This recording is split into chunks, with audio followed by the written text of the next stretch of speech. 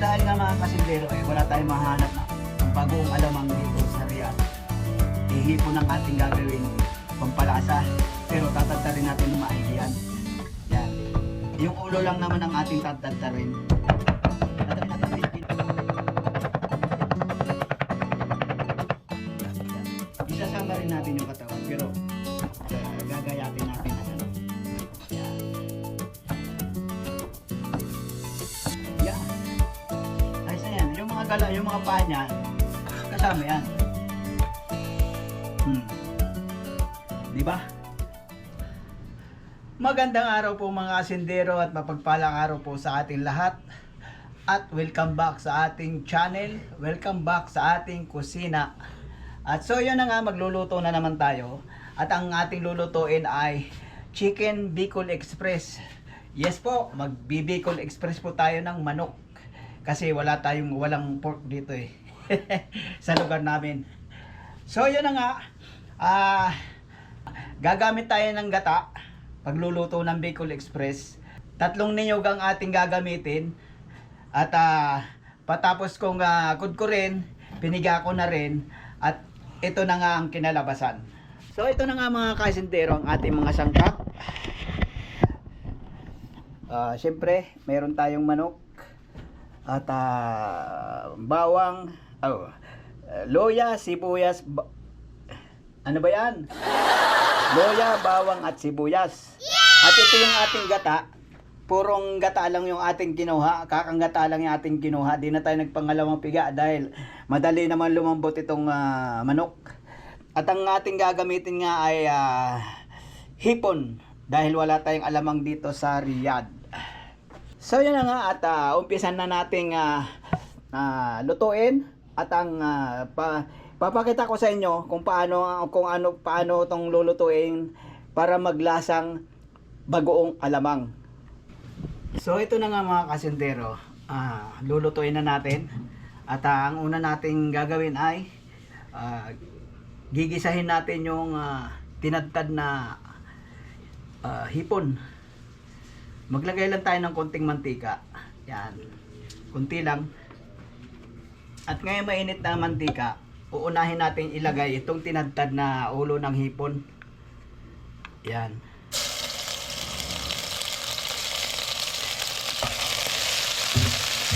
Oh, lakas ng apoy. Yan.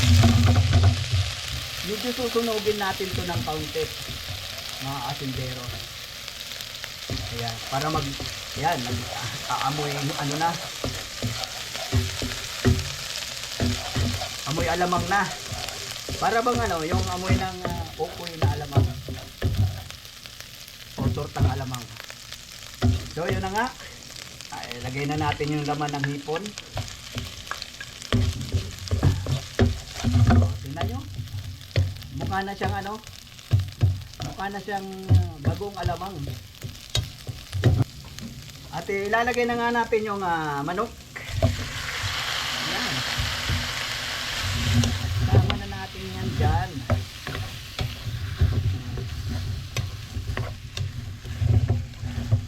At mamaya na tayo maglalagay ng asin para hindi kumunat yung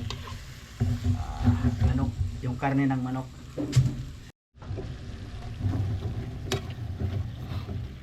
At dahil nga may gata yung ating lulutuin, kaya hindi ko ginisa yung ating mga sangkap. Lagay na rin natin yung luya, sibuyas at bawang. Ayan. Lagay na natin yan dyan. Para yan ay malusaw, maging sarsa. At pagkatapos, takpan natin.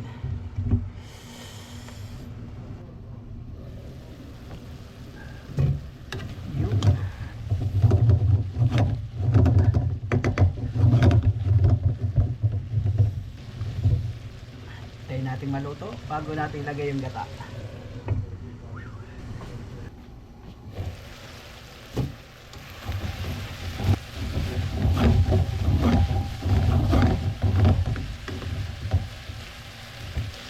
Lagyan na natin ng konting asin para magkalasa.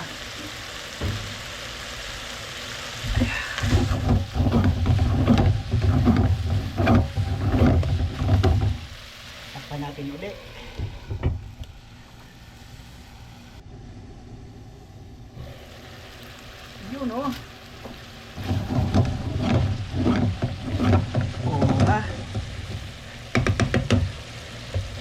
ilalagay na nga natin yung gata.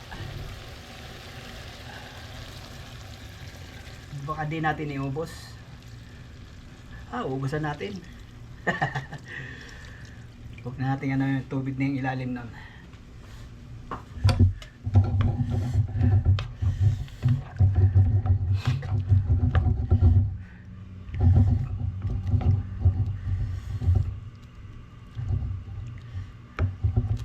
So hintayin lang natin kumulo mga kasindero.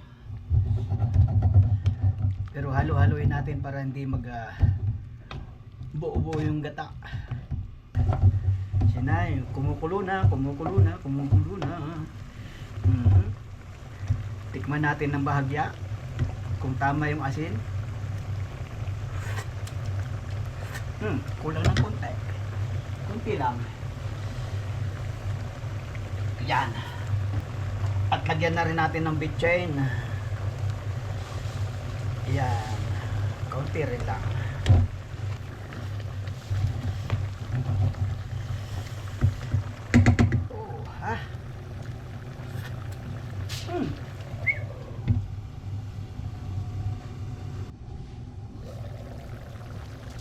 Yun oh.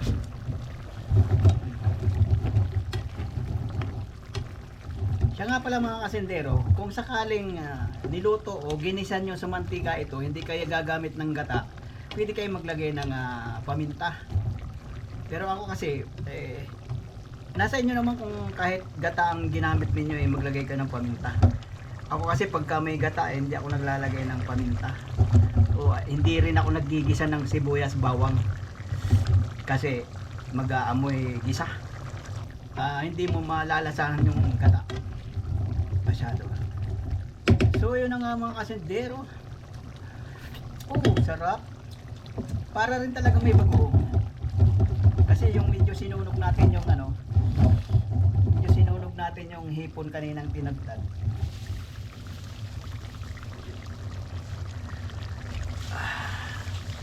Paigahin pa natin ng konti bago natin ilagay yung ating sili. Kaanghang yata nito. Pero Bicol Express nga kaya natural maanghang.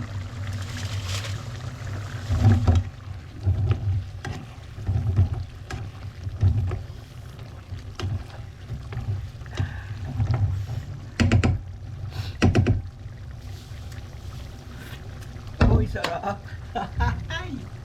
Kasarap. Sarap. So ilagay na natin yung sili kasi pangit naman yung masyadong iga. Lagay na natin yung sili.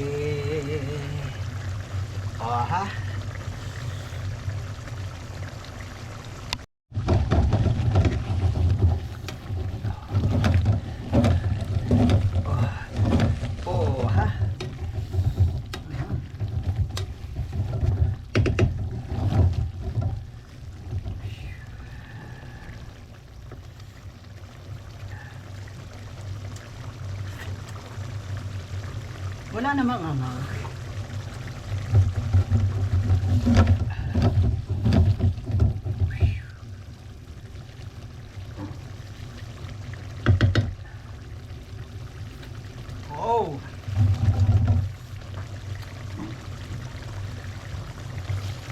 So ito na nga mga kasindero, luto na ang ating Bicol Express.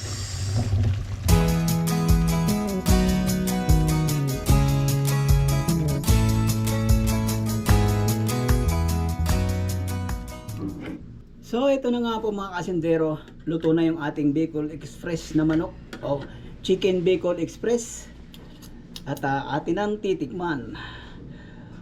At ang kauna-unahan ay isol.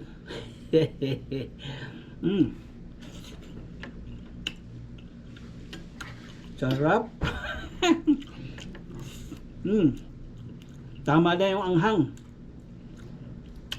Pero hindi ako kakain ng chili. Yung lasa lang ang kakainin ko.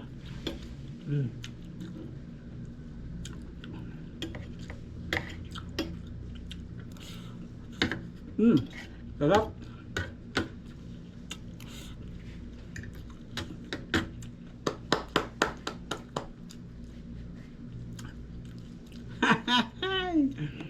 Sarap. Lasang-lasa yung ano. Lasang alamang pero walang alamang. Ganun lang mga kasindero, yung tinadtad na hipon. Medyo sunog-sunugin mo sa ano, gisa sa mantika. Yun, mag-aamoy talaga yung ganung-ganung amoy. At yung lasa, mas malasa pa nga kaysa sa alamang eh. Siyempre, hipon eh.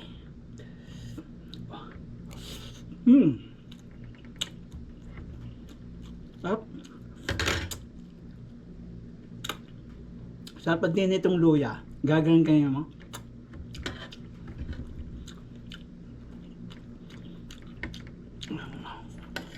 Isol na naman. Bakit dalawa yung, bakit maraming isol ito? Isang manok lang ito eh. Kasi bumili ko ng anong tawag dito? Bumili ko nung balat ng manok. Ginagawa kong chicharon. Tapos yung mga isol, itinatabi ko. Mga ano rin, mga 10 isol din yan natabi ko eh. Kaya marami pa dyan. No problemo. Sarap. Sarap. Pag nangangata mo yung mga yung paapaan ng ano, hipon, yung 'di ba maliliit. Parang ano rin. Parang alamang. Isol na naman. Kambihira. Isang manok, maraming isol. Sarap. Ang sarap.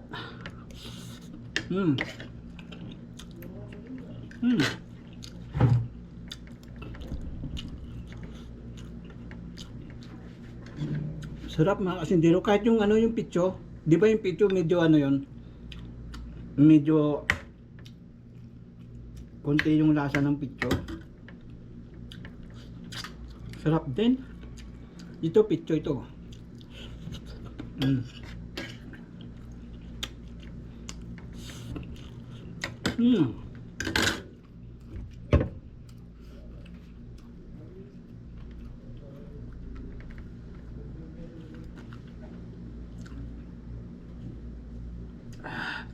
Pawis ko na naman. Basta ginataan, tsaka yung sinigang, tsaka yung tinola, pag kumain ka nun, medyo mainit-init, talagang takang pawis mo. Lalo't may sili.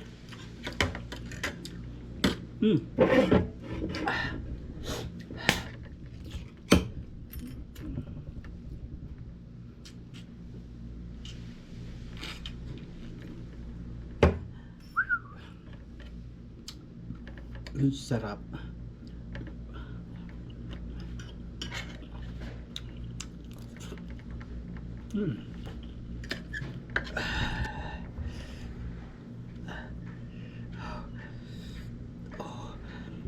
Nakakaiyak ang sarap. Nakakaiyak ang anghang. Sa huli pala ang sipa ng sili. At so yun na nga mga kasindero, tapos na akong kumain. Ang sarap talaga mga kasindero. Grabe. So yun na nga mga kasindero, hanggang dito na lang tayo. Maraming salamat na lang po sa inyong panonood. Sana gayahin nyo rin ito. Yung mga nandito sa Middle East, kung nag-aalala kayo walang bagong alamang, ganun lang gawin nyo sa hipon. Tadtarin nyo, lasang bagoong alamang na yan. So yun na nga mga kasintero, maraming salamat nga. Shoutout sa inyong lahat. At mapagpalang araw po sa inyong lahat. Bye bye po.